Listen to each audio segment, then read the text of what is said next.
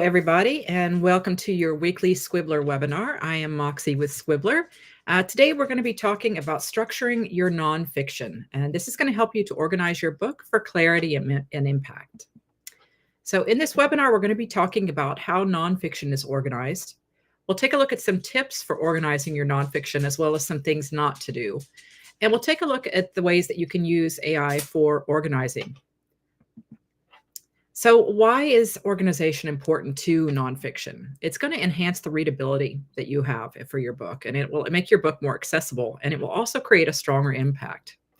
A well-organized book is also going to help your reader to understand the importance and meaning of your book. They'll walk away after having read it, understanding it, and being able to describe the important parts of it. Organization does take some pre-planning. So you do want to think about pre-writing a little bit, and the first thing to think about is your book's purpose. There are some steps you can take to ensure strong organization well before your pen ever touches paper or your fingers touch your keyboard. So there are a few questions to ask yourself.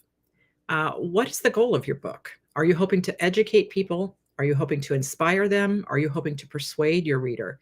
What is the purpose your book is going to serve? Another thing to think about before you start writing is your audience.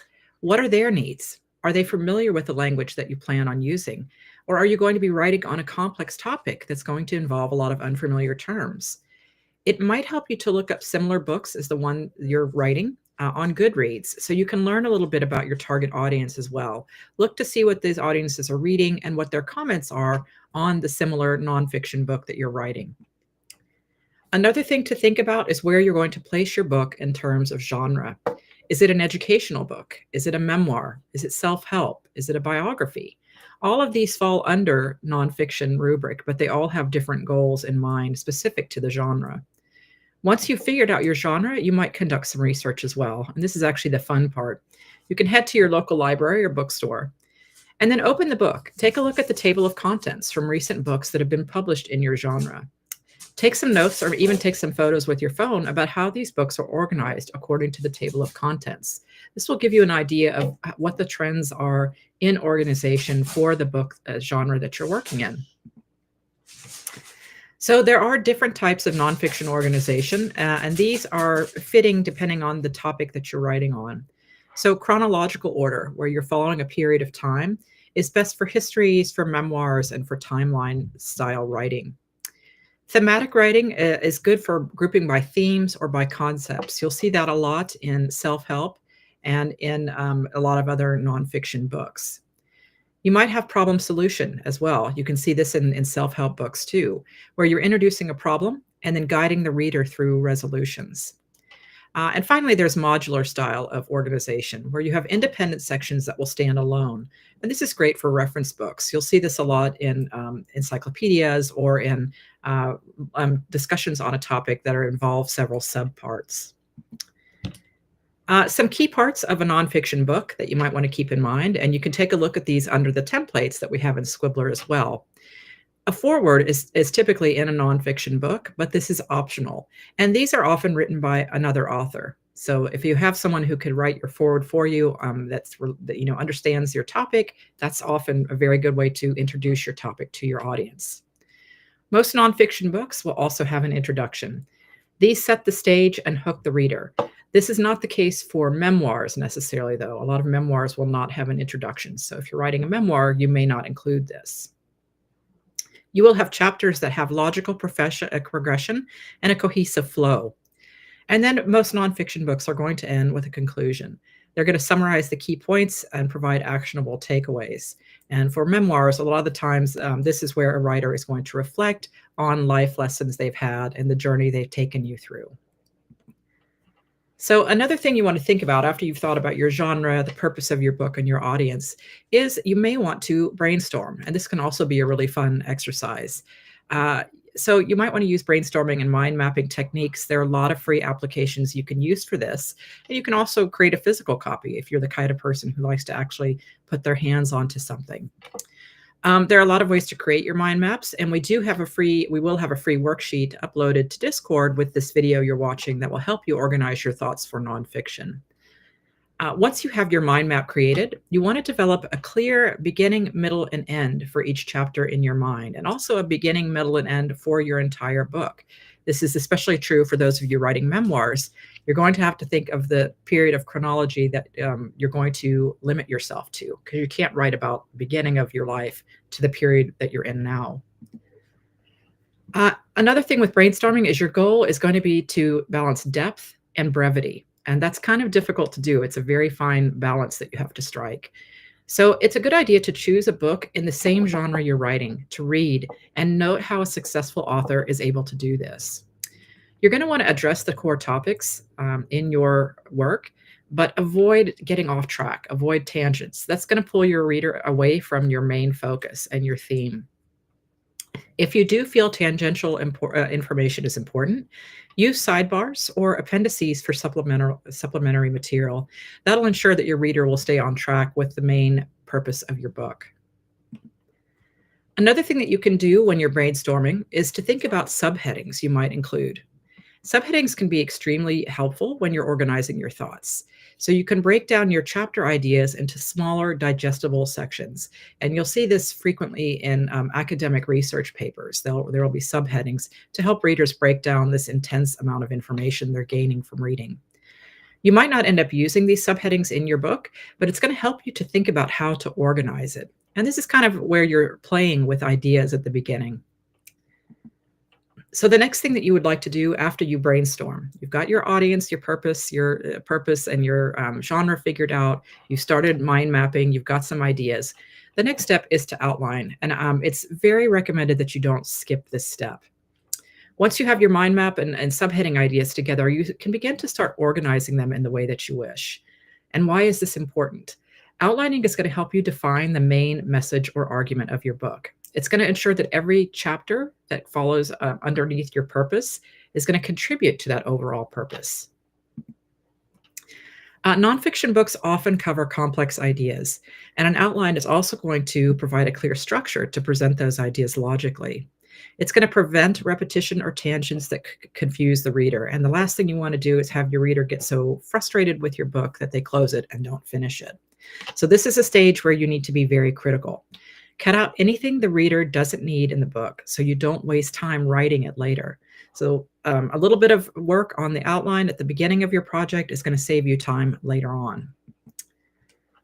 A detailed outline is also going to make the writing process more efficient as your roadmap. You can focus on fleshing out your ideas rather than figuring out what to write next. You'll always know what the next step is. Outlines are also going to be extremely helpful if you have a collaborator or an editor. If you're working with co-authors, editors, or publishers, an outline is going to give them a shared vision of the book's structure. A well-organized outline also ensures the book is going to flow naturally. It's going to keep your readers engaged. It allows for smooth transitions between sections and chapters, and will help you identify potential problems before you begin writing. For nonfiction, especially when you're pitching to publishers or editors, a strong outline is going to demonstrate your book's structure and value. It can help you craft promotional materials like summaries and blurbs as well. So if you're self-publishing, this is incredibly important to the success in marketing your book. And also writing a book is a long process, and an outline is going to help you keep aligned with your original intent. An outline will minimize the risk of straying from your main theme or overloading the book with unnecessary detail. If it doesn't fit in the rubrics that you've set up in your outline, the text that you're creating might just need to be removed. It's also going to help you to identify gaps in your content, and if you're including research, it might show you areas where you need to include more research. A good idea once you've finished your outline is to check in with a beta reader, or if you have an editor. Share your outline with readers or peers for feedback. You can always jump into Scribbler's Discord server and ask for feedback from our community as well in the nonfiction forum. Take some feedback from your readers that are looking at your outline. If anything's confusing to them, make a note of it. If they're wondering why you're including something, you might double think it. And you can adjust your outline based on readability and logical flow based on these feedback. So when you're ready to organize some research, if you're writing the type of nonfiction that includes research, you do want to include a centralized research system so you don't lose track of where you've gathered information from. You can use Squibbler system to organize your research materials, of course. You can categorize sources by topic and chapter. You can even create elements related to your research topics.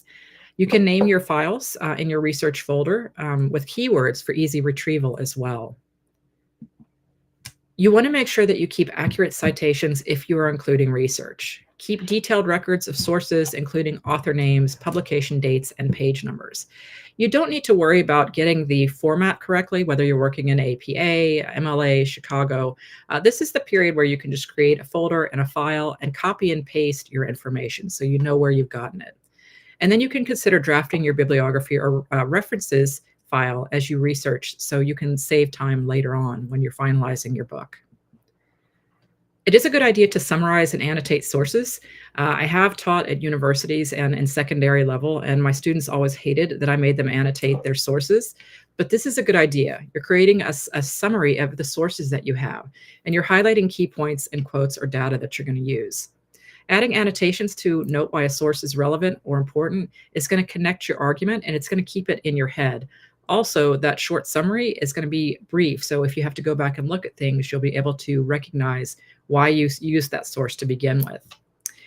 With the guided write function, you can even ask Squibbler's AI to summarize some of your notes to save you time. You could copy and paste some data in there and then ask it to summarize it.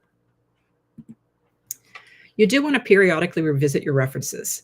You want to see if you're using them. You want to assess the gaps that you have, and you want to make sure you're not just repeating yourself with the information that you've gathered. Identify which sources are going to directly support your book's goals and which ones you can set aside.